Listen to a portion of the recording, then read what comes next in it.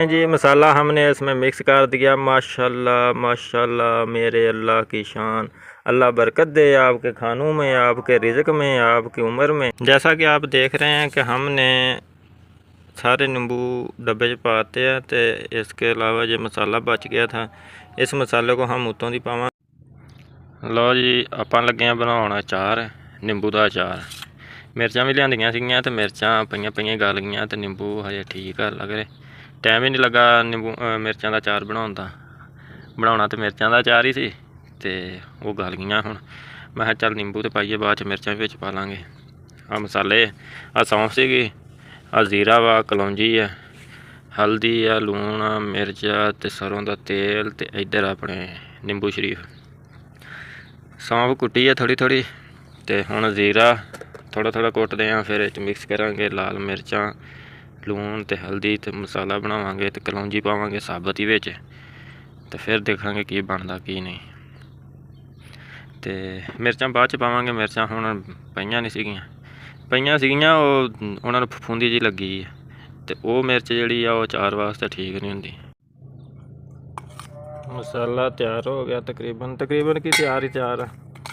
मिर्चां पाइयां, हल्दी पाई, लूण पाया, सौंफ कुट के ददड़ी जी ते जजीरा कुट के ते हुण इहदे विच थोड़ा जिहा सरों का तेल पाउने, थोड़ा जिहा मिक्स करके फिर नींबू इधर मैं कट्टे सीगे ते नींबूआं दे विच मिक्स करांगे ते मुड़ के इस डब्बे च पा के ते उत्तों दी बाकी तेल पा देना।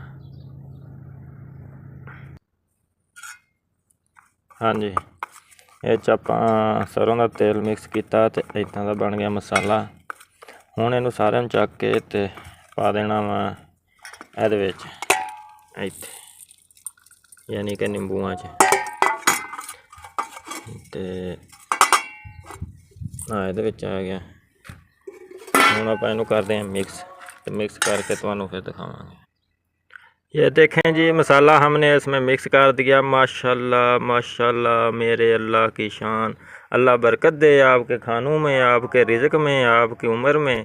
तो ये देखें जी माशाल्लाह अल्लाह पाक की नेमतें और बरकतें। तो जिसने चैनल को सब्सक्राइब नहीं किया वो अभी हमारे चैनल को सब्सक्राइब कर दे। तो अगली वीडियो हम आपको मिर्चां का अचार बनाने की दिखाएंगे।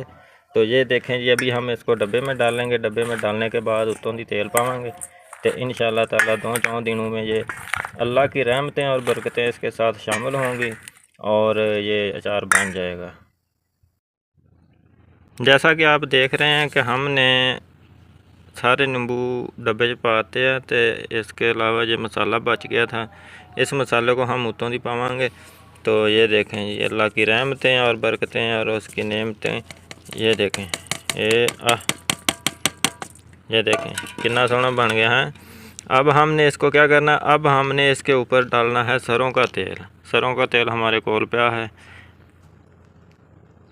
हाँ जी तो ये लगे आपां तेल सरों का पाउण। अच्छा यदि एक गल है कि तेल नूं पाउण तो पहलों एक बारी इहनूं गर्म कर लेना चाहिए, उबाल लेना चाहिए। इहदे विच पानी दे ज़रात होण ना तो वो ख़त्म हो जाते, लेकिन असीं तो नहीं कीता ते टाइम भी है नहीं सी, जुगाड़ भी नहीं लगा। तो फिलहाल इंशाअल्लाह ताला इदां ही पाउने। बिस्मिल्लाह रहमान।